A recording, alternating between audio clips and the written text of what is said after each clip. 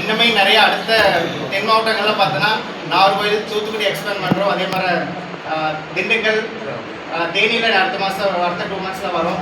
So அது மாதிரி எல்லா கிளைகளும் வந்து தென் மாவட்டத்திலையும் சரி மற்ற என்டையர் தமிழ்நாடு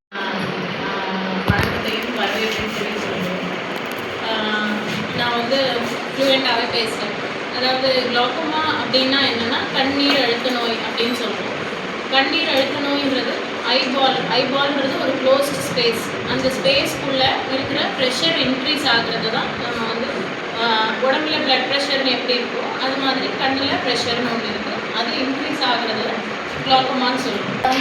8 மில்லியன் பேருக்கும் உலக அளவில் வந்து 70 to 80 மில்லியன் பேருக்கும் குளோக்கோமா இருக்குதா சொல்லியிருக்காங்க. 2040 111 113 மில்லியனாக இன்க்ரீஸ் ஆகும்னு சொல்லியிருக்காங்க. சுருக்கமாக சொன்னால் 40 வயதுக்கு மேற்பட்டவங்களில் 3 to 5% ஆஃப் த பீப்புள் 4 பேருக்கு குளோக்கோமா இருக்கிறதுக்கான வாய்ப்பு இருக்குது அப்படின்றது. இப்போ ஆல்ரெடி ஒரு 20% ஃபீல்ஸ் குறைஞ்சிருச்சு அப்படிங்கிட்ட நம்மகிட்ட வரும்போது அப்படின்னா அந்த பாக்கி 80% போகாமல் நம்ம காப்பாற்ற முடியுமே ஒழிய போனதை நம்ம கொண்டு வர முடியாது. அதனால தான் ஆரம்பத்திலேயே கண்டறியணுங்கிறத நம்ம அந்த அளவில் What are the factors responsible for that pressure? I pressure ஜாஸ்தி ஆகிறதுக்கு வந்து அக்வஸ் ஹியூமர்னு உள்ள ஒரு திரவம் இருக்கும் சார். அது செக்ரீட் ஆகிறத வந்து செக்ரீஷன் ஜாஸ்தியாக இருக்கலாம், இல்லை அது ட்ரெயின் ஆகிறது கம்மியாக இருக்கலாம். இதில் இந்த ட்ரெயின் ஆகிற ஸ்பேஸ் ரொம்ப நேரோவாகி குறுகலாகி ஐ ப்ரெஷர் டக்குன்னு ரொம்ப ஜாஸ்தியாகும். அதை தான் வந்து ஆங்கிள் க்ளோஷர் ப்ராப்ளமான்னு சொல்லுவோம்.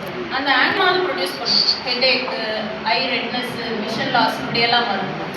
பட் ரொம்ப காமனாக இருக்குது 80% இருக்கிற ஓப்பன் ஆங்கிள் குளோக்கோமாவில் வந்து அக்வஸ் செக்ரீஷன், அதாவது அந்த அக்வஸ் ஹியூமர்ன்ற திரவம் உள்ள செக்ரீட் ஆகிறது கொஞ்சம் கொஞ்சமாக இன்க்ரீஸ் ஆகிட்டே வரும்.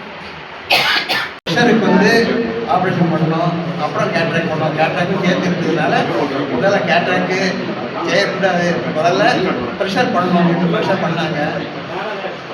அது ஒரு 15 நாள் கொஞ்சம் கூப்பிட்டாங்க. கேட்ராக்கு பண்ணிட்டாங்க, கேட்ராக்கும் பண்ணியாச்சு. இப்போ 20-25 நாள் ஆச்சு. இப்போ டிராப்ஸ் போட்டே இருக்கேன். குளோக்கோமா அல்லது கண்ணீர் அழுத்த நோயின்றது கண்ணில் ப்ரெஷர் ஜாஸ்தி ஆகிறதுனால வருது. 40 வயதிற்கு மேற்பட்டவர்கள் எல்லாருக்குமே இதுக்கான ரிஸ்க் இருக்குது. ஸோ சுகர் இருக்கிறவங்க, கண்ணில் அடிப்பட்டவங்க, லாங் டேர்மாக ஸ்டீராய்டு எடுக்கிறவங்க எல்லாருக்குமே கண்ணீர் அழுத்த நோய் வர்றதுக்கான வாய்ப்பு இருக்குன்றதுனால 40 வயதிற்கு மேற்பட்ட எல்லாருமே ஒரு தடவை கண் பரிசோதனை, நம்மளோட சைடு விஷன் குறைஞ்சிருக்கா அப்படின்றதுக்கான பரிசோதனைகளை கண்டிப்பாக பண்ணிக்கணும். குளோக்கோமாக்கு ட்ரீட்மெண்ட்ஸ்னு பார்த்தீங்கன்னா ஐ ட்ராப்ஸ் மூலமாக கண்ட்ரோல் பண்ணலாம் மைல்ட் ஸ்டேஜஸில், இல்லை லேசர்ஸ் பண்ணிக்கலாம், இல்லைன்னா சர்ஜரிஸ் இருக்குது. Advance surgeries like trabeculectomy, minimally invasive glaucoma surgery எல்லாமே இருக்குது. இதெல்லாமே நம்ம ஐ ஃபவுண்டேஷன் ஹாஸ்பிட்டலில் அவைலபிளாக இருக்குது. ஸோ மக்கள்கிட்ட வந்து 40 வயதிற்கு மேலே எல்லாருமே கண் ப்ரெஷர் இருக்கா அப்படின்றத செக்கப் பண்ணியிருக்கணுன்ற அவேர்னஸ்க்காக மார்ச் 8லேருந்து 14 வரைக்கும் குளோக்கோமா அவேர்னஸ் வீக் உலக அளவில் அனுசரிச்சுட்டு வர்றாங்க. ஸோ அதை பயன்படுத்தி அனைவரும் கண்டிப்பாக கண் டெஸ்ட் பண்ணிக்கணும்னு கேட்டுக்கோம்.